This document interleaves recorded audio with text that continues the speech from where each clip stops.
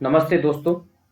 उपस्थित हूँ एक नई वीडियो के साथ और नई वीडियो में भी नई कक्षा की पुस्तक के साथ।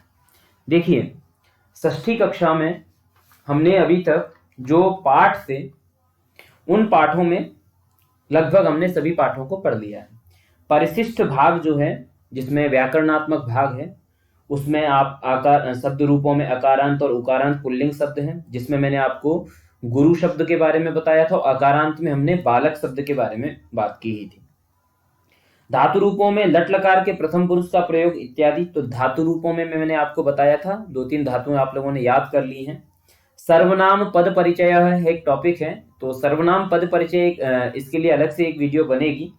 और संख्याओं के लिए भी हमने दशमः त्वम असि पाठ में बात कर ली है। तो ये परिशिष्टम भाग के लिए मुझे नहीं लगता कि एक अलग से वीडियो बनानी चाहिए, क्योंकि थोड़ा समय को यूटिलाइज करते हैं हम लोग। अगर फिर भी आप लोगों में बहुत सारे लोगों को अगर ऐसा मत होगा कि नहीं सर इस पर भी एक वीडियो बना दीजिए, तो मैं इस पर एक वीडियो बना दूंगा। अब हम चलते हैं सप्तमी कक्षा की रुचिरा द्वितीय भाग, एनसीईआरटी दिल्ली द्वारा प्रकाशित। हम मूल किताब से ही आप लोग पढ़ रहे हैं, ऐसी मैं उम्मीद करके चल रहा हूं। तो उसको हम आज से जो है उस श्रृंखला को शुरू करेंगे, इस तरीके से उसको हम जारी करेंगे। देखिए, कुछ महत्वपूर्ण सूचना और बता दूं। टेलीग्राम चैनल जो है कई दोस्तों का अभी तक ज्वाइन नहीं हो रहा है, लेकिन बहुतों ने ज्वाइन कर लिया है। बड़ी खुशी की बात है, हम लोग 300 प्लस हो चुके हैं। ठीक है, तो आप लोग भी उसको ज्वाइन करें, और नहीं कर सकते हैं व्यक्तिगत जिससे टेलीग्राम में दिक्कत हो रही जुड़ने में, तो वो मैंने 1-2 जगह मेल आईडी छोड़ दी है अपनी, परासर बालाजी करके @gmail.com है। वहां आप मुझे मेल कर सकते हैं अपना नाम लिख करके, और टेलीग्राम से ज्वाइन कर दीजिए सर इस तरीके से, तो मैं आपको वहां से ज्वाइन कर लूंगा।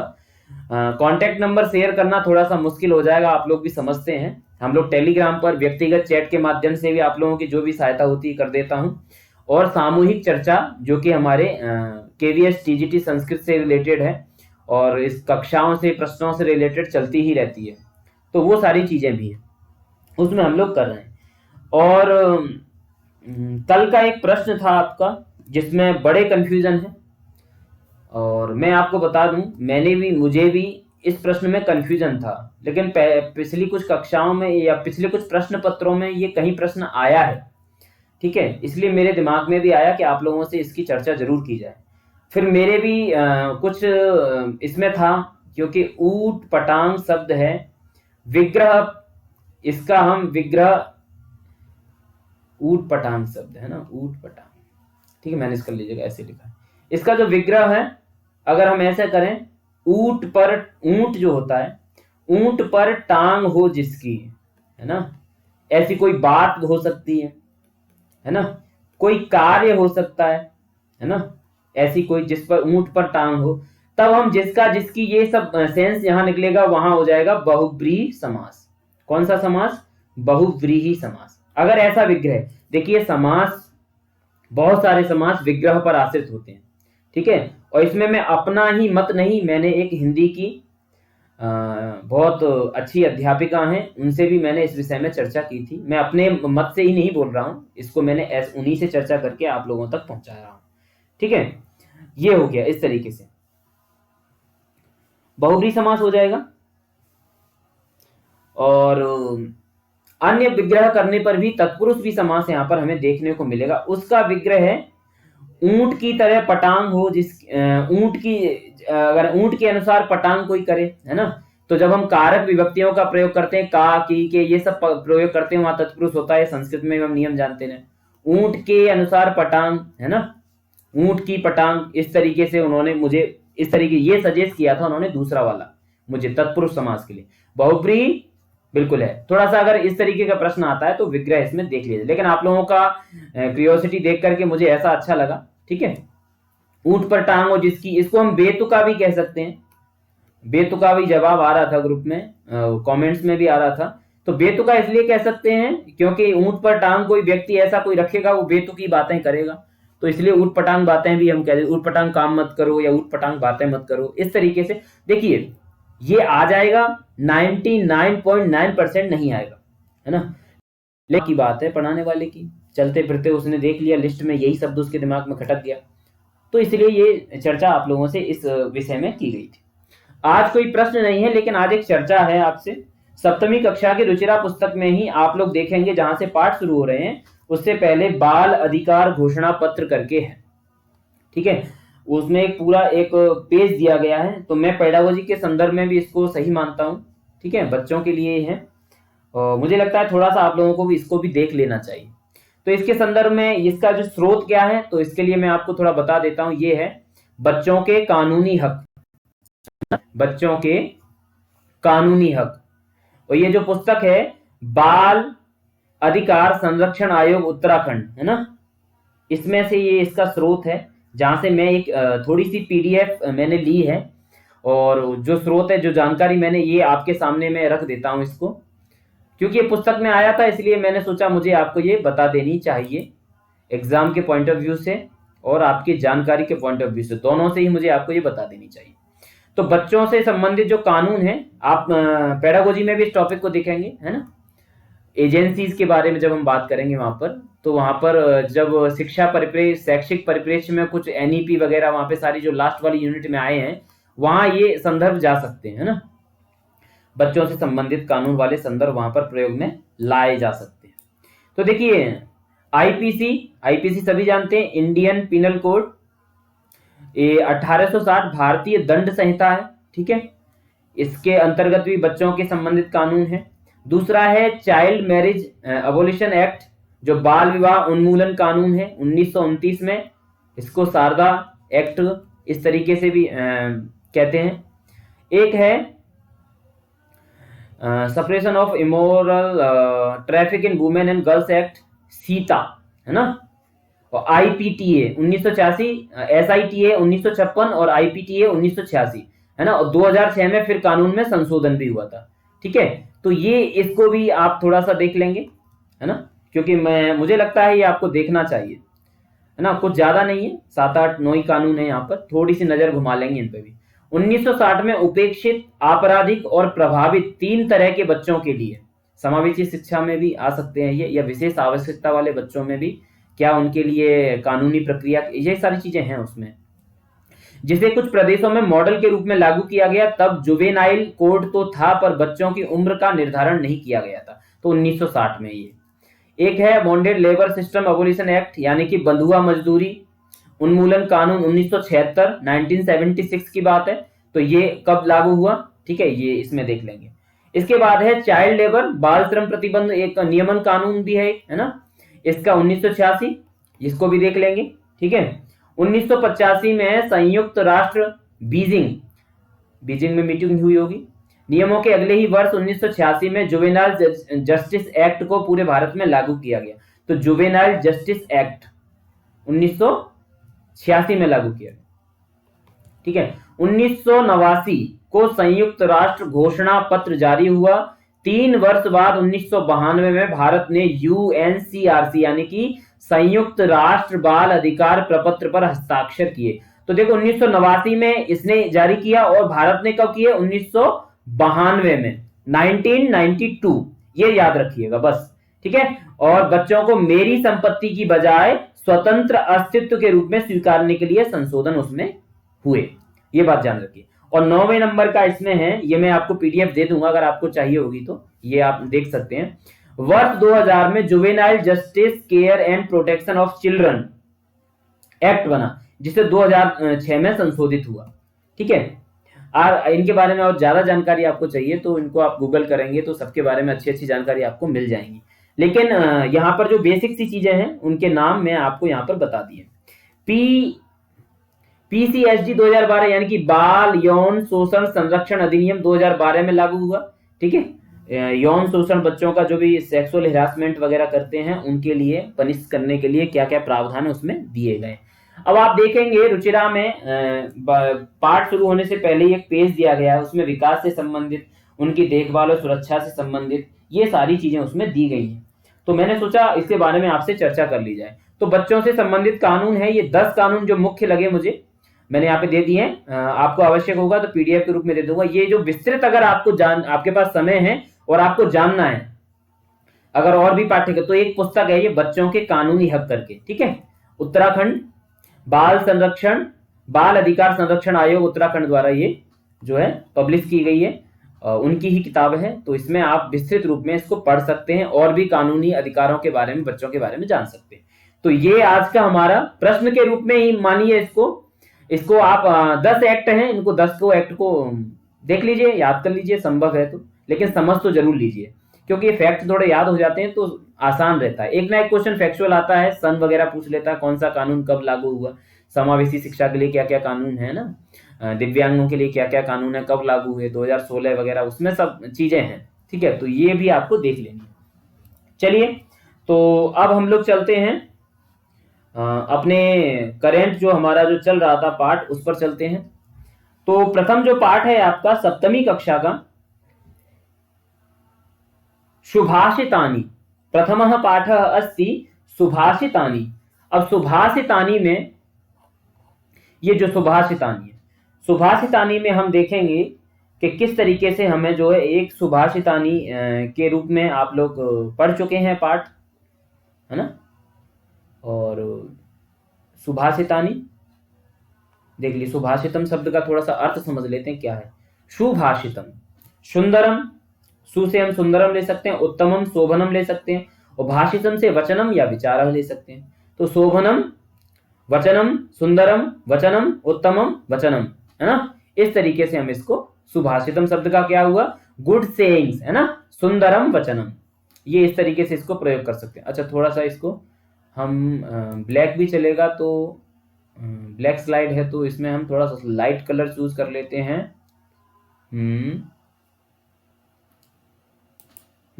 रेड अच्छे से यहाँ पर वो दिखेगा, रेड चूज कर। चलिए आगे बढ़ते हैं। तो इस तरीके से सुभाषितम शब्द का अर्थ स्पष्ट हो गया होगा, ठीक है। इसके शब्द रूप कैसे चलेंगे, प्रथमा विभक्ति में नपुंसक लिंग का शब्द है, सुभाषितम, सुभाषिते, सुभाषितानि, इस तरीके से प्रथमा विभक्ति में हम इसको देख लेंगे, ठीक है।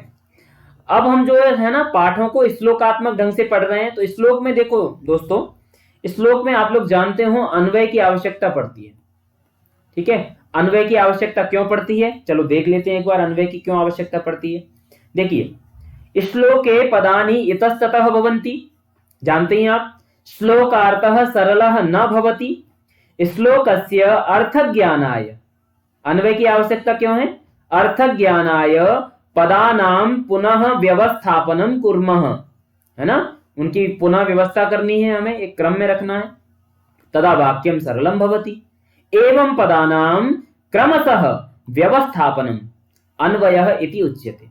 अब देखिए, पदानां क्रमशः व्यवस्थापनम, और कॉमा कर दिया या ऐसे क्वेश्चन मार्क लगा दिया, ऑप्शन में आ गया पद्य ना, अन्वयः, ठीक है, श्लोकः, ठीक है, और भी कुछ लिख दे, पदच्छेदः, ठीक है, ये आपके 4 ऑप्शन लिख दिए। और प्रश्न है पदानाम क्रमशः व्यवस्थापनम, तो आप अन्वय वाले पे टिक कर देंगे, है ना। इस तरीके से ये प्रश्न बन सकता है। तो अन्वय की परिभाषा हमने समझ ली, ठीक है। अब चलते हैं हम अपनी प्रथमा, जो हमारी प्रथम सुभाषित है, जो पहला सुभाषित है। तो देखिए, पहला सुभाषित बोलने से पहले प्रस्तावना के रूप में क्या बोल देंगे हम, हमारी भूमि पर या हमारी धरती पर क्या क्या जो है वस्तुएं प्राप्त होती हैं। तो बच्चे जवाब दे सकते हैं, हमारी धरती पर पर्वत भी हैं, हमारी धरती पर नदी भी हैं, हमारी धरती पर पत्थर भी हैं, बहुत सारे जो है प्राकृतिक चीजें हैं हमारी धरती पे पाई जाती हैं, और कुछ कृत्रिम चीजें भी हैं। तो प्राकृतिक चीजों के बारे में हो गया, ठीक है। अच्छा, इसमें से आप पूछ लें प्रश्न, ऐसे भी पूछ सकते हैं कि इसमें जो है बहुत सारी बहुमूल्य जो वस्तुएं हैं वो कौन कौन सी पृथ्वी से प्राप्त होती हैं, है ना। कानी कानी बहुमूल्यानि वस्तूनि सन्ति जानन्ति वा, इस तरीके से प्रश्न करते हुए पूछ सकते हैं। जानन्ति वा, बच्चे आप लोग जानते हैं क्या, तो बच्चे कहेंगे हाँ, उसमें सुवर्ण होता है, उसमें जो है रजत भी होता है, उसमें जो है और मौक्तिक, माणिक इत्यादि इत्यादि बड़े मतलब रत्नों के बारे में इस तरीके से वो बताएंगे। ये हो गया प्रस्तावना के 2-3 प्रश्न। अब हम लोग क्या करेंगे आगे, इसमें हम लोग करेंगे पृथिव्याम त्रीणि रत्नानि, बहुत सरल सा है, आपने कई बार पढ़ा होगा। जलम अन्नम सुभाषितम मूढ़ैः पाषाण खंडेषु रत्न संज्ञा विधीयते, है ना। पृथ्वी पर 3 रत्न हैं, जल, अन्न और सुभाषित। मूढ़ है वो पाषाण खंडों में रत्न संज्ञा को मानते हैं। विधीयते कर्मणि प्रयोग है, कर्मणि कर्तरी हम लोग जब वाच्य परिवर्तन करेंगे तब इसमें समझेंगे, ठीक है। मूढ़ैः विधीयते, है ना, मूढ़ैः विधीयते, मूढ़ैः किम विधीयते, मूढ़ैः रत्न संज्ञा विधीयते, कुत्र, पाषाण खंडेषु। मूढ़ लोग जो हैं वो रत्न संज्ञा कहाँ मानते हैं, पाषाण खंडों में, है ना। और जो है वास्तव में रत्न क्या है, 3 रत्न है पृथ्वी पर, जल, अन्न और सुभाषित, ठीक है। चलिए व्याकरणात्मक क्या चीज है यहाँ थोड़ा समझ लेते हैं, कुछ बहुत ज्यादा वो नहीं है। पृथिव्याम क्या है, पृथिव्याम पृथ्वी पर, तो वैसे ही है, सप्तमी एक वचन है, ठीक है, पृथ्वी शब्द है। रत्नानी, त्रीणी नपुंसक लिंग का है, संख्यावाचक है, ध्यान रखना, क्योंकि रत्न भी नपुंसक, रत्नम, रत्ने, रत्नानी। रत्न में क्या है, रम है, रम धातु, ठीक है, रम णिच है, और रमेश त, रम धातु से हम त करेंगे तो आगे चल के इसको थोड़ी प्रक्रिया होकर के रत्न, रत्न शब्द इत्यादि बनेगा, तो उसको नहीं ज्यादा जानना है, इसमें से कोई भी प्रत्यय सिलेबस में नहीं है, बस थोड़ा जानकारी के लिए बता देते हैं। जलम अन्नम सुभाषितम, जलम च अन्नम च सुभाषितम च इति जलम अन्नम सुभाषितम, है ना, तम जलम अन्नम सुभाषितम, ठीक है, या तत् जल अन्नम सुभाषितम, ये हो जाएगा। तो मूढ़ैः पाषाण खंडेषु, मूढ़ैः में क्या है, मूढ़ैः में जो प्रत्यय है वो आपके पाठ्यक्रम में है, क्या है, मुंह है, ठीक है, और अक्ता प्रत्यय करेंगे, मूढ़ बनेगा, और मूढ़ से तृतीया बहुवचन में बन जाएगा मूढ़ैः, तृतीया बहुवचन में, ठीक है। एक क्वेरी आई थी कि सर जो प्रत्यय इंपॉर्टेंट है उनको सर कृपया करके आप स्पष्ट लिख दिया करें, तो ये मैंने लिख दिया है। पाषाण खंडेषु, पाषाण में क्या है, पाषाणानाम खंडः, पाषाण खंडः, तेषु पाषाण खंडेषु, तो पाषाणानाम खंडः मतलब क्या हो गया, इसमें हम षष्ठी तत्पुरुष कर देंगे, क्या हो गया इस पेन को, षष्ठी तत्पुरुष,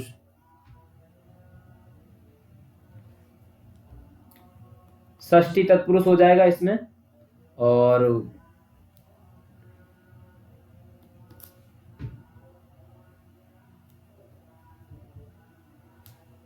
ठीक है, सप्तमी का बहुवचन है, वैसे तो विभक्ति में देखें तो रत्न संज्ञा, ठीक है, संज्ञा, अंग संज्ञा बन जाता है। विधीयते, विधीयते में क्या है दोस्तों, विधीयते में वि उपसर्ग है, ठीक है, धा है, लट लकार का है, प्रथम पुरुष का एक वचन का कर्मणि प्रयोग है। कैसा प्रयोग है, कर्मणि, कर्तरी प्रयोग नहीं है ये, कर्मणि, जिसको आप पैसिव वॉइस के नाम से भी इंग्लिश में जानते होंगे, एक्टिव वॉइस, पैसिव वॉइस, है ना। तो ये एक्टिव पैसिव हम जब वाच्य परिवर्तन करेंगे तब ये चीजें हम समझेंगे, कर्मणि प्रयोग है इसका, विधीयते का यहाँ पर। चलिए तो इसमें स्पष्ट हो गया, देख लेते हैं क्या है इसमें। अगर इसको हम सरल भाषा में कुछ वाक्यों को सजाया है यहाँ पर, उनको समझ लेते हैं क्या क्या है यहाँ पर, ठीक है। ये देखिए, जलम भोजनम सुवचनानि च अस्माकं जीवने महत्वपूर्णानि सन्ति, ठीक है, अस्माकं जीवने महत्वपूर्णानि सन्ति, यतो ही जलम बिना जीवनम असत्यम, संभव ही नहीं है जल के बिना जीवन, तो भोजनम बिना शरीरस्य पोषणम असाध्यम अस्ति, शरीर का पोषण कैसे होगा जब भोजन ही नहीं है तो, तथा सुवचनानि बिना नैतिक विकासः न संभवति, कीदृशः विकासः, नैतिक विकासः, है ना, नैतिक विकास नहीं होगा सुवचनों के। तस्मात् बुद्धिमन्तः जनाः जलम अन्नम सुभाषितंच अमूल्य रत्नानि इति वदन्ति, इनको ही अमूल्य रत्न बताते हैं। कौन कौन लोग, बुद्धिमन्तः, बुद्धिमान लोग जो है इन्हीं को। लेकिन और क्या है, सामान्याः जनाः, अर्थात जो मूढ़ैः, मूढ़ैः कहा है ना, मूढ़ाः, या हम अगर कर्तरी प्रयोग ले जाए तो मूढ़ाः शिलाखंडेषु रत्नानि पश्यन्ति, शिलाखंडों में ही रत्नों को देखते हैं कि भाई शिला पत्थर के टुकड़े हैं, रत्न है, यही रत्न है। लेकिन रत्न कौन कौन से हैं, वस्तुतः वस्तुतः रत्न ही है जलम अन्नम सुभाषितम, ठीक है। तो इस तरीके से पृथ्वी पहली सूक्ति सुभाषित हो गई। दूसरी सूक्ति देखते हैं, सत्येन धार्यते पृथ्वी, सत्येन तपते रवि, सत्येन वाति वायुश्च सर्वं सत्ये प्रतिष्ठितम, ठीक है, सत्येन धार्यते पृथ्वी,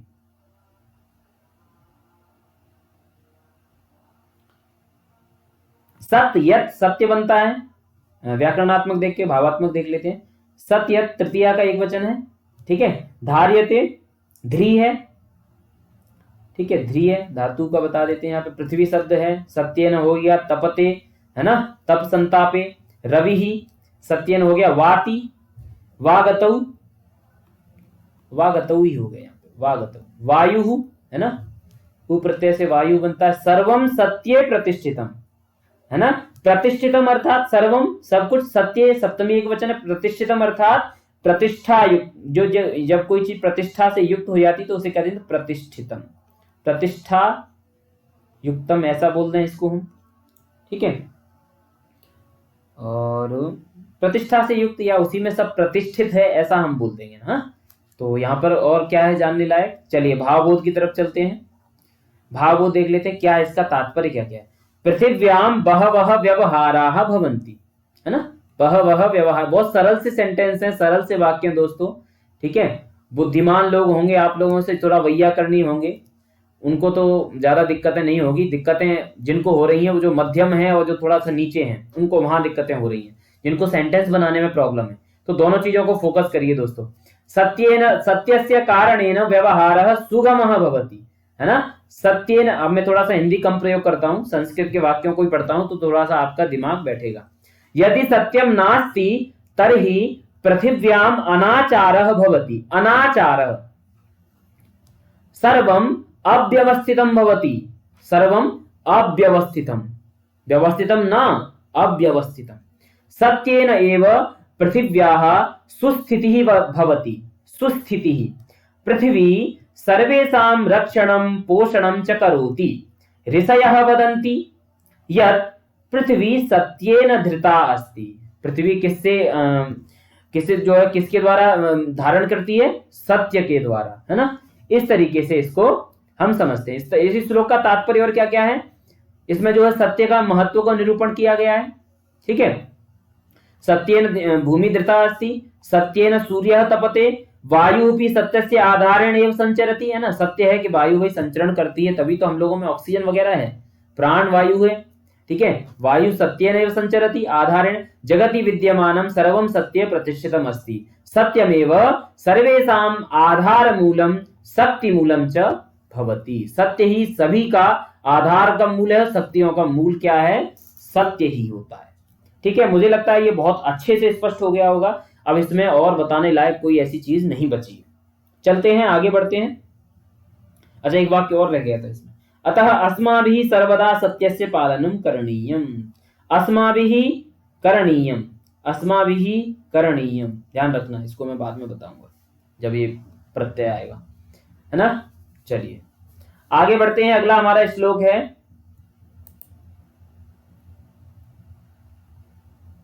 दाने तपसि शौर्ये च विज्ञाने विनये नये विस्मयो नहीं कर्तव्यो बहुरत्ना वसुंधरा। तो बहुरत्ना वसुंधरा, दाने तपसि शौर्ये विज्ञाने विनये नये, सब में क्या है, सप्तमी विभक्त्यंत, सप्तम्यंत पद है ये, और एक वचनांत है ना, सप्तमी एक वचनांत में है। दाने, दान में, तपसी तपस्या इत्यादि में, तप में, शौर्य पराक्रम में, शौर्य में, विज्ञान में, विनय में, विनम्रता में, और नए और नीति परक चीजों में, या नीति परक वाक्यों में, या नीति परक बातों में। नए में मतलब नीति परक, है ना। इस तरीके से इन सब में क्या है, विस्मय नहीं कर्तव्य, विस्मय हमें नहीं करना चाहिए, आश्चर्य, है ना, ठीक है। इनमें क्या नहीं करना चाहिए, हमें आश्चर्य नहीं करना चाहिए दोस्तों। आश्चर्य इन द सेंस में, एक आश्चर्य के रूप में अगर मैं थोड़ा सा आपको और घुमाऊं तो इसमें घमंड जैसी चीज है ना, कि हमारे पास घमंड हो गया, हमको गर्व घमंड हो गया तो हम दान ना करें, घमंड के मारे तपस्या भी ना करें, और इतना घमंड है कि किसी की पराक्रम को दिखा के किसी की सहायता भी नहीं करें, विज्ञान ना प्राप्त करें, मतलब विज्ञान का विशिष्टम ज्ञानम विज्ञानम, है ना, विनम्रता ना दिखाएं, और नीति परक वाक्यों में रुचि ना लें। इस तरीके का हमको आश्चर्य, यानी कि घमंड एक अर्थ में ले रहा हूं मैं, वस्तुतः अक्षरशः उसका अर्थ यह नहीं है, शब्द सा अर्थ वही है आश्चर्य, ठीक है। नहीं कर्तव्य, हमें विस्मय नहीं करना चाहिए। बहुरत्ना वसुंधरा, क्योंकि हमारी जो वसुंधरा है, पृथ्वी है, वसुन क्या हो गया वसुंधरा का, वसुन धारयति इति वसुंधरा, है ना, वसुओं को जो धारण करती है, वसुन धारयति इति वसुंधरा। ठीक है, वैसे आपके में व्युत्पत्तियां हैं नहीं पाठ्यक्रम में, पर आपकी नॉलेज के लिए मैंने ये बता दिया है। बहुरत्ना, बहुत रत्नों वाली। देखो अगर संस्कृत का विग्रह नहीं आ रहा है कोई बात नहीं है, हिंदी के विग्रह से थोड़ा सा दिमाग लगाइए, कहीं कहीं अपवाद है, लेकिन हिंदी के विग्रह से भी आप समास निकाल सकते हैं। बहुत रत्न हो जिसके, सीधा सीधा बहुब्री, आपके दिमाग में बहुब्री जाएगा, है ना, सीधा सीधा। अन्य पद प्रधान है, दूसरे अन्य पद को बताने वाला बहुब्री होता है, अन्य प्रायेण अन्य पदार्थ प्रधानो बहुब्रीहि। तो अन्य पद यहाँ पे क्या, अन्य पदार्थ क्या आ रहा है, वसुंधरा ही आएगा ना, पृथ्वी तो आएगा। बहुत रत्न है जिसके, या बहुत रत्नों वाली है जो, तो पृथ्वी। इस तरीके से आप लोग हिंदी का विग्रह करके भी समास का अनुमान लगा सकते हैं, मैं ये कहना चाह रहा हूं। कर्तव्य क्री है, और क्री के साथ कौन सा प्रत्यय आएगा, क्री के साथ प्रत्यय आ जाएगा तब्यत, है ना। क्या आपके पाठ्यक्रम में है तब्यत प्रत्यय? नहीं, मुझे तो दिख नहीं रहा है, शायद नहीं है, लेकिन क्री के साथ तब्यत है, तब्यत तब्यानीय रह, है ना, प्रकरण में जब होता है इन्हीं सबसे होता है। न इति अव्यय, ही इति अव्यय, विस्मय, ठीक है, विस्मय हो गया। विस्मय कैसे बनेगा, विस्मय में देखिए अच प्रत्यय है, तो प्रत्यय बताने की कोई जरूरत नहीं, छोड़ दीजिए इसको। दान में, तपस्या में, शौर्य में, विज्ञान, विनय और नय में, विनय और नय को बता दूं, इनमें भी जो एरच करके अच हो जाता है, नए में भी यहाँ भी अच है, और नए विनय वाले नए में भी, इसमें भी अच ही है, दोनों में वी नी अच विनय बन जाएगा, नी अच नए बन जाएगा, ठीक है। और क्या है इसमें, बस कर्तव्यम मतलब कर्ण योग्यम, करने लायक। चलते हैं अब इसमें क्या क्या है, तो देखिए अब थोड़ा सा मैं ये थोड़ा सी चीज आपको दिखा देता हूं। कुत्र विस्मय न कर्तव्य, तो इन चीजों में नहीं करेंगे। देखिए दान शब्द है, प्रथमा विभक्ति में दानम होता है, सप्तमी में दाने। तपस है, तपह होगा, और सप्तमी में तपसी। शौर्य है, इसका मूल शब्द शौर्य है, शौर्य होगा। यहाँ पे जो पाठ में दिए गए उनका बता रहे हैं, यहाँ पे ये शौर्य, ये थोड़ा सा गलत हो गया, इसको देख लीजिएगा। शौर्य सप्तमी हो जाएगा। विज्ञान है मूल शब्द, इसमें प्रथमा विभक्ति में क्या बनेगा, विज्ञानम, और सप्तमी में विज्ञाने। विनय है मूल शब्द पाठ में, और विनयः पुल्लिंग का है, और विनय सप्तमी में। और नय है पुल्लिंग का नयः, और नय जो है सप्तमी में बन जाएगा। इस तरीके से ये देख लीजिएगा। मैं इस तरीके से आपको एक ये पीडीएफ प्रोवाइड करा दूंगा अगर आपको अपेक्षित होगा तो अब इस पाठ का तात्पर्य देख लेते हैं। व्याकरणात्मक चीजें हमने देख ली। देखिए अब कहाँ कहाँ क्या है, देखिए ये व्यक्ति क्या कर रहा है, दान कर रहा है, ये व्यक्ति दानी है यहाँ पर। और ये क्या कर रहे हैं, महात्मा जी तपस्या कर रहे हैं। और ये क्या दिखा रहे हैं, एक सैनिक है हमारी इंडियन आर्मी, ये क्या दिखा रहे हैं, शौर्य दिखा रहे हैं, ठीक है। अब इन व्यक्तियों से आप पूछिए क्या ये अहंकार कर रहे हैं, अहम एव दानी अस्मि, ऐसा अहंकार ना हो। अहम एव तपस्वी अस्मि, अहम एव सूरवीरः अस्मि, अहम एव ज्ञानी अस्मि, एवं प्रकारेण अहंकारः न करणीयः मित्राणि, एवं प्रकारेण अहंकारः न करणीयः। ये है यहाँ पर भावबोध। यतोहि एतादृशाः जनाः अस्मिन् लोके बहवः सन्ति, है ना, ऐसे, क्योंकि हम अकेले नहीं है जो दानी है ना, हम एतादृशाः जनाः बहवः सन्ति, है ना। तो बहवः एतान गुणान धारयन्ति, बहुत सारे हैं इन गुणों को धारण करते हैं। न तो एक है एव, सिर्फ एक ही नहीं है। तस्माद उत्तम वसुंधरा बहुरत्नैः युक्ता अस्ति, वसुंधरा क्या है, बहुरत्नों से युक्त है, तो आप अकेले नहीं हो, ठीक है। ये अगर आपको दिख रहा हो तो चाणक्य जैसा चेहरा है, तो क्या चाणक्य अकेले हुए, उनके बाद कोई ज्ञानी नहीं हुआ, सब ज्ञानी हुए हैं, बहुत ज्ञानी हुए, तो सबने घमंड थोड़ी किया, ये यहाँ पर कहना चाह रहे हैं, ठीक है। तो भावबोध भी हो गया है। मैं समझता हूं अब थोड़ा क्या तात्पर्य इससे निकला, तो यही तात्पर्य निकलता है कि हमें जो है घमंड नहीं करना चाहिए और इन सब चीजों को समझना चाहिए। तो इसमें हो गया, आगे बढ़ते हैं। अगला श्लोक हमारा क्या है, सद्भिरेव सहासीत सद्भिः कुर्वीत संगतिम सद्भिर विवादम मैत्री च ना सद्भिः किंचिदाचरति। तो सद्भिः एव सह आसीत, सह युक्ते अप्रधाने तृतीया, याद आ गई, तृतीया क्यों है, सद्भिः सज्जनों के साथ ही, सत है ना, सद्भिः सत, ध्यान रखिएगा। तो इस तरीके से सत है, सत से तृतीया बहुवचन बनाएंगे, सद्भिः बन जाएगा, ठीक है। एव अव्यय पद है, सह आसीत, आसीत बैठना चाहिए, है ना, आसीत मतलब बैठना चाहिए। आस उपवेशने, कौन सी धातु है? आस, उपवेशन मतलब वही बैठने, उपवेशन लिख लेना। आसीत, अभी आसीत बनता है लंग लकार में, वो अस वो है, लेकिन ये आसीत यहाँ हलंत नहीं है, तो ये क्या है? ये देखिए विधिलिंग है। क्या है ये? विधिलिंग। कैसे बनता है ये? आसीत, आसीयाताम, आसीरन, ये विधिलिंग में इसके धातु रूप इस तरीके से चलेंगे। आसीत, आसीयाताम, आसीरन। ठीक इसी प्रकार कुर्वीत भी है, ध्यान रखना। तो कुर्वीत में भी ऐसी है, कुर्वीत, कुर्वीयाताम, कुर्वीरन। इस तरीके से धातु रूप चलेंगे। अब थोड़ा आपका दिमाग घूम रहा होगा, सर ये धातु रूप तो हमें याद नहीं है, कैसे याद होंगे? तो याद करने की आवश्यकता क्या? ये धातुएं होंगी तो देख लिया जाएगा, नहीं होंगी तो इनको याद करने की कोई आवश्यकता नहीं। ठीक है, आगे बढ़ते हैं। संगतिम, संगतिम में क्या क्या है? सम है। देखिए अर्थबोध आप लोगों को बखूबी है, मैं थोड़ा थोड़ा अर्थबोध के साथ साथ अपने व्याकरणात्मक, मुख्य हमारा क्या रहता है? व्याकरणात्मक टिप्पणी, और अर्थबोध में कुछ महत्वपूर्ण चीजें हैं तो वो। तो सम है, गम है और अक्तिन प्रत्यय संगति बन जाता है। ठीक है, तो सद्वी सहासित, विद्वानों के साथ बैठिए, सज्जनों के साथ, और सज्जनों की संगति करिए। सद्भिर विवादम मैत्री च, है ना?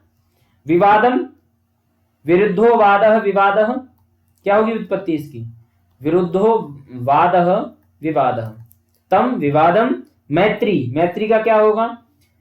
मैत्री में हम लोग कर लेते हैं, मित्र शब्द से मैत्री बनेगा, मित्र है और मित्र से क्या कर लेंगे? स्याय कर लेते हैं, स्याय। ठीक है, और क्या करेंगे इसमें? मित्र है, मित्र से मैत्री बनाना है, गीस, गीस कर लेते हैं। ठीक है, गीस बन जाएगा, है ना?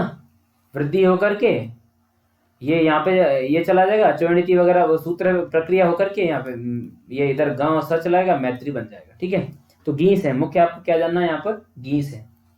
चलिए, मैत्री हो गया।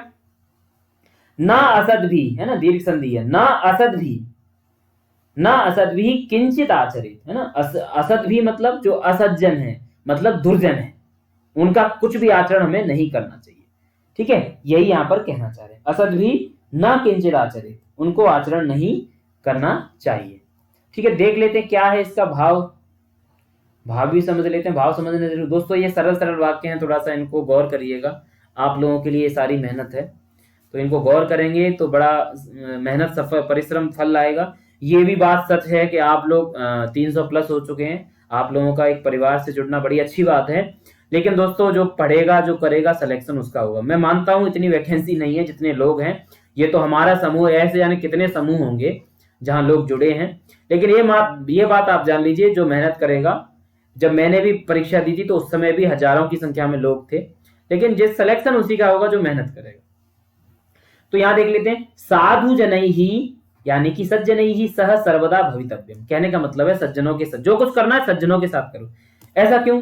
सज्जनों के साथ क्यों भाई? विवाद करोगे तो भी कुछ अच्छा ही विवाद होगा, फालतू की बातों का विवाद नहीं होगा। मित्रता तो अच्छी है ही, है ना? उनको देख करके तेषां वचनम श्रुत्वा कार्यम दृष्ट्वा अस्माकं विकासः भवति, दुर्जन सहवासः कदापि मास्तु, है ना? दुर्जनान् दृष्ट्वा तेषां वचनम श्रुत्वा वयमपि अनुकरणम कुर्मः, है ना? खरबूजे को देखकर खरबूजा रंग बदलता है। ठीक है, ध्यान रखना। तेन अस्माकम अधोगति भवति, दुर्जन संगति मास्तु, सर्वदा सज्जन संगति भवतु। ये यहाँ पर भाव है। ठीक है, यहाँ कोई और स्पष्ट करने वाली बात है नहीं, सारी मैंने चीज आपको बता दी। आगे बढ़ते हैं। धन धान्य प्रयोगेषु विद्यायाः संग्रहेषु च आहारे व्यवहारे च त्यक्त लज्जः सुखी भवेत्। अब देखिए मैं यहाँ पर धन धान्य प्रयोग, इसको थोड़ा सा बता देते हैं। धन और धान्य के प्रयोग में सप्तमी एक वचन है, जानते ही आप। ठीक है, सप्तमी एक वचन है। धन धान्य प्रयोग, धनम च धान्यम च प्रयोगम च इति धन धान्य प्रयोगा तेषु धन धान्य प्रयोगेषु, नहीं, धनस्य धान्यस्य च प्रयोग धन धान्य प्रयोग, इस तरीके से करेंगे। तेषु धन धान्य प्रयोगेषु, इस तरीके से हो जाएगा। विद्यायाः संग्रहेषु च, विद्या के संग्रह में, है ना? संग्रह में क्या? विद्या तो जानते हैं, विद्या शब्द है, विद्या के अर्थ आ रहा है, वैसे ही तो थोड़ा सा दिमाग लगा लीजिए, षष्ठी है वैसे ही हिंदी के, अगर याद है आपने किए। संग्रह में क्या क्या है, संग्रह का बता देता हूं। सम है ना, ग्रह है, और एक प्रत्यय है अप, जो कि पाठ्यक्रम में नहीं है, जानकारी के लिए लिख दिया। च इति अव्यय पदम। आहारे, आहार में क्या है, आंग उपसर्ग है। हाँ आ गया तो बस जान लीजिए, ज्यादातर हिरी हिरी होती है, हिरी धातु। और आहार में घय प्रत्यय करेंगे, घय से बन जाएगा। व्यवहार मैंने पहले सिद्ध कर दिया है, सप्तमी का ही है। च इति अव्यय पदम त्यक्त लज्जः, है ना, त्यक्त लज्जः। कह त्यक्त लज्जः, तो पहले त्यक्त तुम देख लीजिए, त्यज है, त्यक्त में आपके पाठ्यक्रम का प्रत्यय है, त्यज से अक्ता करके त्यक्त बनाएंगे, ठीक है। आगे लज्जः शब्द है, दोनों को जोड़ करके हमें एक समास करना है। अब इसको मैं सरल सा एक विग्रह कर देता हूं, त्यक्ता लज्जा, त्यक्ता लज्जा येन अन्य पदार्थ प्रदानो बहुव्रीहि, येन सह त्यक्त लज्जा, सह त्यक्त लज्जा। बहुत ही महत्वपूर्ण है, ध्यान रखना है, इसको ध्यान रखना। मैंने सरल सा एक इसका विग्रह बना दिया है और समझने के लिए। अन्य पदार्थ प्रदान है, क्योंकि कोई सह अन्य, ये न सह, सह मतलब कोई दूसरा वो व्यक्ति है, तो अन्य पदार्थ प्रदान हो गया, इसलिए यहाँ पर बहुब्रीहि समास हो जाएगा, ठीक है। यहाँ कोई समस्या यहाँ तक आपको नहीं होनी चाहिए, ठीक है। सुखी भवेत त्यक्त लज्जा सुखी भवेत, त्यक्त जो लज्जा होता है व्यक्ति ऐसा, वो सुखी रहता है। भवेत भू धातु का, भवेत भवेताम भवेयु, है ना, भवेत भवेताम भवेयु, ठीक है।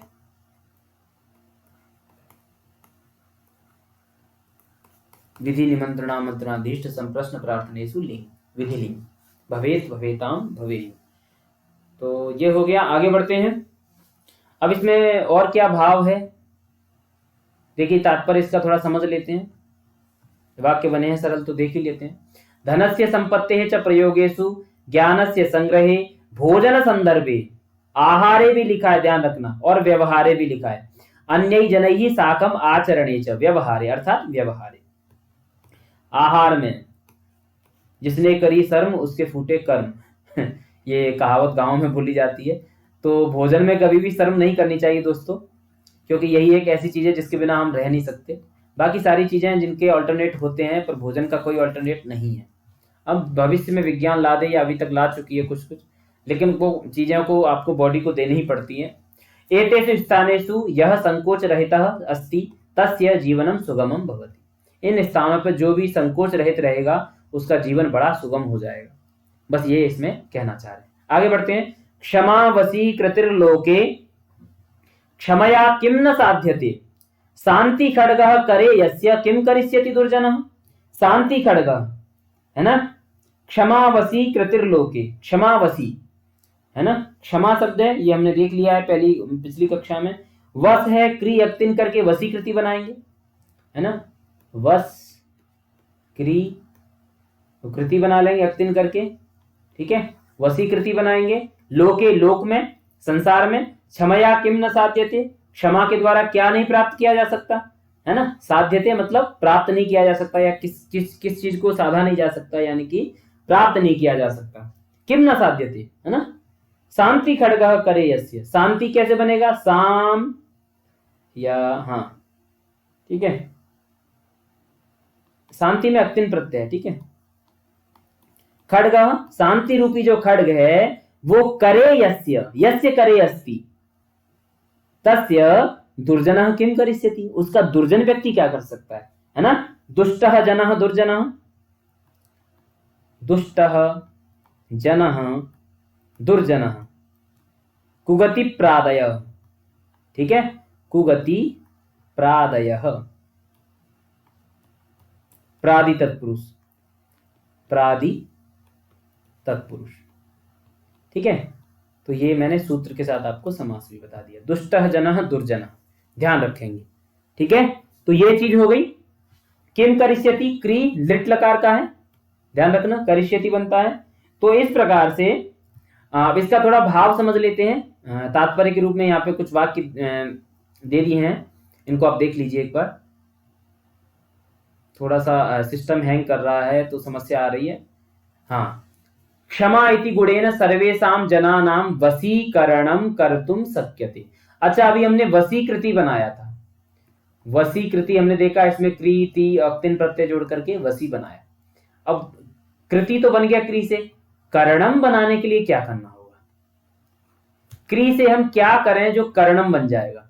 ठीक है, ये आप लोग इसका उत्तर दीजिएगा और मैं इसका अगली कक्षा में बताऊंगा। क्री से हम ऐसा कौन सा प्रत्यय करें जो करणम हो जाएगा? ठीक है, पूर्वम अंगुलिमालः इति हंता बुद्धस्य। अच्छा, ये एक कहानी इसमें ऐड की है, देख लीजिए। अंगुलिमाल जो एक कहानी आपने सुनी होगी बुद्ध की, महात्मा बुद्ध के बारे में, उसका जो हंता है ना, बुद्धस्य पुरतः आगत्य तम भायितवान, उनको जो है इस तरीके से डराने लगा था। उन्होंने उसमें जो है उसको शिक्षा, आप लोगों ने इसको सुना होगा कहानी को, उसमें उन्होंने उसको शिक्षा दी थी और उसको जो है देख क्या है, मारयितुम अपि प्रयत्नं कृतवान, उसने मारने के लिए भी प्रयत्न भी किया उसने। तदापि बुद्धः शांत्या स्थितवान, शांति पूर्वक वो बैठे रहे। ये क्षमावसी कृतिर्लोके, उसके ऊपर ये बोला जा रहा है ना। शांति खड्गः करे यस्य, शांति रूपी खड्ग की बात यहाँ पर आ गई। वही बुद्धस्य तादृशेन व्यवहारेण सह हंता, वो जो हंता था मारने वाला, अपि क्रोधम परित्यज्य, छोड़ करके शांतः भूत्वा सज्जनः जाता। ये है किम करिष्यति दुर्जना वाली बात, ये यहाँ पर सिद्ध हो गई। क्षमा शांति एकम शस्त्रम अस्ति, महात्मा बुद्ध ने यहाँ पे एक शस्त्र के रूप में उसका प्रयोग किया। तस्याः तुलना खड्गेन सह कृता अस्ति, उसकी तुलना खड्ग के साथ की गई है ना, शांति रूपी जो खड्ग है उसके साथ की गई है। तस्य खड्गस्य पुरतः कोपि क्रुद्धः स्थातुम न शक्नोति, उसके आगे कोई भी जो क्रुद्ध व्यक्ति ठहर नहीं सकता है। तो इस प्रकार से इस पाठ को हमने देखा। अब देखिए इस पाठ में हमने क्या क्या चीजें सीखी हैं, सभी श्लोकों से क्या क्या महत्व निकल के आया है, वो सामने आपके ये है। जलम, पहली वाली सूक्ति में आप पहले सुभाषित में जल अन्न सुभाषित इनका महत्व देखा। दूसरी में सत्येन धार्यते पृथ्वी, सत्य पालन की क्या आवश्यकता है। कुत्रापि अहंकारा न करनीय, ये देखा। कई सह संग कर्तव्य, सभी बताया कि किस किस के साथ संग करना चाहिए, संग की संगति के बारे में बताया। स्पष्ट व्यवहार की आवश्यकता है, त्यक्त लज्जा छोड़ के, और क्षमा का महत्व है अंतिम वाले में। इस प्रकार से हमने इस पाठ में पढ़ा है। अब चलते हैं हम अपनी अभ्यास में, अभ्यास भाग में चलते हैं, जहां पहला प्रश्न तो उसमें श्लोकों को सस्वर गा लें, तो आप लोग गाने की प्रैक्टिस कर लीजिएगा, वो इंटरव्यू के समय थोड़ा सा ध्यान देना होगा। ठीक है, मैं सोचता हूँ आपको इंटरव्यू के समय ये सारी वीडियोस थोड़ा थोड़ा सरसरी निगाह से जरूर देखनी पड़ेगी, जिनका चयन होकर के लिखित परीक्षा में आएगा, क्योंकि कोई भी पाठ आपके सामने खोल के रखा जा सकता है दोस्तों, तो ये चीजें उस समय बड़ी जरूर आएंगी। अभी फिलहाल मैं मानता हूँ आपको कि आपकी बहुत ही प्रायोरिटी जो है पहले लिखित है। लिखित नहीं हुआ तो इंटरव्यू की तो बात ही नहीं उठेगी, सीधी बात है। यहाँ तो लिखित को फोकस करें, लेकिन मुझे लग रहा है आगे चल के आपको एक एक बार थोड़ा सा देख लेना पड़ेगा, जिनका भी चयन होता है दोस्तों। क ख मिलाना है। धन धान्य प्रयोगेषु विद्यायाः संग्रहेषु च विस्मयो नहीं कर्तव्य बहुरत्ना वसुंधरा। सत्येन धार्यते पृथ्वी, सत्येन तपते रवि, सद्भिर्विवादम मैत्री च ना सद्भि किंचिदाचरेत, आहारे व्यवहारे च त्यक्त लज्जा सुखी भवेत्। स्पष्ट है, सरल सा ही है। एक पदेन उत्तरतः, इसको आप लोग करेंगे, आपके लिए है, और आपने अभ्यास लगा ही लिया होगा। ठीक है, इनको कर लेंगे, एक पद में उत्तर देना है। प्रश्न निर्माण है, इसमें भी आप लोग करें, इनको मैं करके आपका अमूल्य समय जो है उसको नहीं, आप लोग स्वयं इनकी तैयारी करें, इनके उत्तर भी लिख लेंगे। ये देखिए इस तरीके के प्रश्न को वो क्या परीक्षा में थोड़ा घुमाया जा सकता है ना, इस तरीके के प्रश्न को क्या करेंगे वो घुमाने के लिए। यहाँ पर जो शब्द दिए गए ना, रत्नानि वसुंधरा, सत्येन सुखी, अन्नम बन्नी रवि, पृथ्वी और संगति, ये जो दिया है ना, इनको आप रखेंगे। यदि मैं चलो एक एक करके रख देता हूं पहले, तब आपसे इसके विषय में बात करूं। देखिए यहां से ले लेते हैं, रत्नानि, रत्नम रत्ने रत्नानि, सीधी सी बात है, आगे साहब यहाँ पे आ गए, रत्नानि आ गए।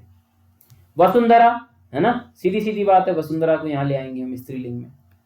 ठीक है,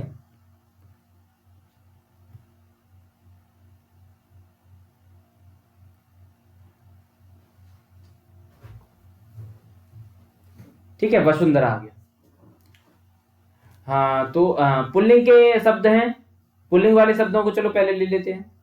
सुखी शब्द को ले लेंगे यहाँ। ठीक है, और सुखी के बाद क्या आ जाएगा, रवि है।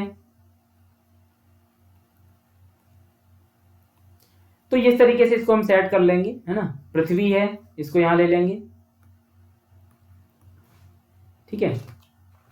और वसुंधरा हो गया, पृथ्वी हो गया, और संगति,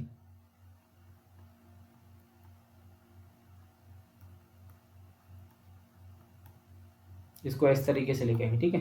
तो इनको यहाँ पर इस तरीके से हम सेट कर लेंगे। और रत्नानि अन्नम। अब मैं दोस्तों जो बात बताने वाला हूं आपको वो चीज समझ लेते हैं, इनको छोड़ते हैं अभी, ठीक है। इनको अभी छोड़ते हैं। अभी मैं जो बता, ये आप लोग सिद्ध कर लीजिएगा, मैं जो बात बताने वाली, देखिए यहाँ पे जो शब्द है ना, ये सारे शब्दों को आप जो है, सारे शब्दों को क्या करेंगे, इनको घुमाने के लिए वो अन्य शब्दों को भी दे सकते हैं, है ना। ऐसे शब्दों को देंगे जो आपको कंफ्यूज करें। देवता, मैं मान लेता हूं देवता शब्द है। अब देवता आप सेट करने जाएंगे, देवता तो यार पुल्लिंग होते हैं यार, इस तरीके से जाएंगे, ये दिमाग में ये चीज रहेगी। तो वो जो अपवादात्मक शब्द है ना, उन पर थोड़ा सा आपको फोकस करना पड़ेगा। अपवादात्मक शब्द जो भी मुझे मिलेंगे, उसमें मैं शब्द की चर्चा जब करूंगा क्वेश्चन में, तब मैं इन सब चीजों पर प्रकाश डालूंगा। तो ये प्रश्न आप लोग कर लेंगे, ठीक है। इनको धातु बतानी है, तो धातु तो आपको स्पष्ट ही है, करोति में क्री है, ठीक है। दृष्कोपस्य होता है, भवेत में भू है, और तिष्ठति में स्था है। ये धातु यहाँ पे बता दे। अब देखिए ये धातु सरल आपको लग रही है, ठीक है। एक सूत्र है पा घ्राद मास था, इस तरीके से सूत्र, बहुत बड़ा सूत्र है ये, ठीक है, धातु प्रकरण में ही आएगा। तो इसमें जो धातु है ना, इनको कुछ आदेश होते हैं, पा को पिव, घ्रा को जिग्र, और स्था को तिष्ठ, इस तरीके से इसमें जो धातुएं गिनाई गई हैं, है ना, इस तरीके से उसमें उनको आदेश हो जाते हैं। वो धातु आपको कंफ्यूज करेंगी, ठीक है। तो पा को पिव होता है, ठीक है। एक सूत्र है, इसको आप लोग चाहेंगे तो मैं व्यक्तिगत मैसेज करेंगे आप लोग, मैं इस सूत्र को डाल दूंगा कि कौन सी धातु को कौन सा आदेश होता है, उसको देख लीजिएगा, नहीं तो आपको भवादिगण में मिल जाएगा। पाक ग्राद मास थामना, इस तरीके से है वो। तो ये हो गया आज की हमारी, इसमें जो कक्षा में जो भी चीजें हमने महत्वपूर्ण देखी, कुछ बेसिक सी भी देखी, कुछ नई चीजें भी देखी। और नई चीजों में मैंने आपको बच्चों से संबंधित जो कानून है उनके बारे में मैंने आपको मुख्यतया बताया दोस्तों। तो वो चीजें आपको देख लेनी पड़ेंगी, वो चीजें बहुत जरूरी हैं, ठीक है। क्योंकि आप बच्चों के लिए इसमें जब पढ़ेंगे आगे पेडागोजी में और देखेंगे, तो ये शैक्षिक परिप्रेक्ष्य में ये चीजें आपसे जानने की कोशिश जरूर की जाएगी। बच्चों के कानूनी हक में उनकी जो तिथियां हैं, कब कब कहां कहां से लागू होकर के आए हैं, वो चीजें उसमें आपको बतानी होंगी। तो इस तरीके से ये हैं।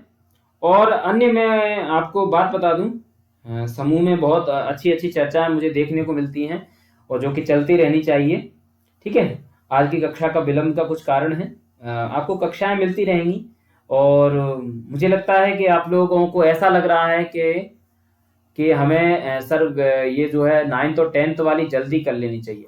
दोस्तों मैं सभी को साथ लेके चल रहा हूं। अगर मैं अभी 9th से या 10th से अभी एक चैप्टर एक रोज ले लूंगा, तो बहुत से आप में से ना सर के ऊपर से चीजें निकलने लगेंगी।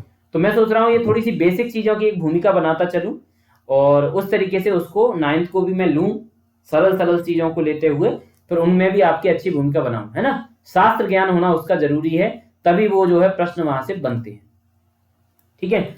और परीक्षा को लेकर के कुछ चर्चाएं आपकी हैं आपके दिमाग में। कल एक कुछ वायरल भी कर दी किसी ने कि फेब में, फरवरी में एग्जाम होने की संभावना है, फरवरी में एग्जाम हो सकता है। देखिए दोस्तों, यहाँ पर कोई भ्रम की स्थिति में आप लोग मत जाइए, एग्जाम तो होना ही है, ये निश्चित है, तिथि निश्चित नहीं है, ठीक है। लेकिन आपको इतना एक बेसिक सी चीज बता देता हूं, आप 1 महीने का तो आपके पास है ना समय, 1 महीने पहले सीबीएसई आपको सूचना जरूर देगी। जैसे मेरा एग्जाम 22 तारीख को है ना, मैंने जो है मेरा जो प्रमोशन वाला एग्जाम है 22 तारीख को, तो ये सूचना मुझे 20 या 21 को मिल चुकी है ना। ये सूचना मुझे 20-21 को मिल चुकी है, यानी कि ऑलमोस्ट 1 महीने पहले मुझे ये सूचना मिल गई है। तो ये बात जान लीजिए, आपको 1 महीने पहले सूचित कर दिया जाएगा कि एग्जाम आपका होने वाला है। तो वो 1 महीना आपका कम से कम उस 15 दिन में बचे हुए सिलेबस को कवर करिए और 15 दिन में रिवाइज कर दीजिए। ये है, ये सबसे अच्छी टेक्निक है, इसमें कहीं आप नहीं फंसोगे, ठीक है। चाहे एग्जाम फरवरी में हो इवन जनवरी तो चलो, अब जनवरी में तो होगा ही नहीं, संभव ही नहीं है। ये फरवरी में हो और चाहे मार्च में हो, चाहे अप्रैल में हो, चाहे आगे आने वाले महीनों में, ठीक है। तो ये चीज आप जान लीजिए, 1 महीने से अधिक समय, आप 1 महीने तो आपको पहले सूचना दी जाएगी। अब बात आई फरवरी की, तो फरवरी के लिए कुछ टेक्निकल इशू ये है कि फरवरी में एग्जाम नहीं हो सकता है। देखिए गवर्नमेंट का कुछ पता नहीं है, लेकिन अभी तक के जो लॉजिक चल रहे हैं, अभी तक की जो चीजें कर रही है, एक्टिविटी देख रहे हैं हम, उसमें फरवरी में एग्जाम नहीं होना चाहिए, ठीक है। फरवरी में एग्जाम नहीं होना चाहिए। इफ लगा देता हूं, इफ यदि हुआ तो 1 महीने का समय निश्चित रूप से आपको मिलेगा। लेकिन 90%, 99% कहूंगा फरवरी में कोई चांस बनता ही नहीं है। बहुत सारे एग्जाम्स हैं, सीबीएसई का अपना खुद के बोर्ड के एग्जाम्स हैं, है ना, यूजीसी नेट का भी कुछ आया है, आप देखेंगे कैलेंडर, उसका भी एग्जाम का बता दिया है पहले से ही, और भी तमाम एग्जाम है, ठीक है।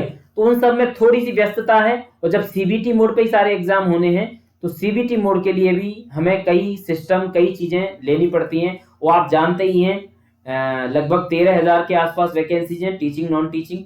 अब इनका सीबीटी में करवाने का मतलब आप समझ रहे हैं, लाखों की संख्या में छात्र हैं, कैंडिडेट हैं लाखों की संख्या में, उनके लिए उतने सिस्टम चाहिए, कंप्यूटर सिस्टम सीबीटी के लिए।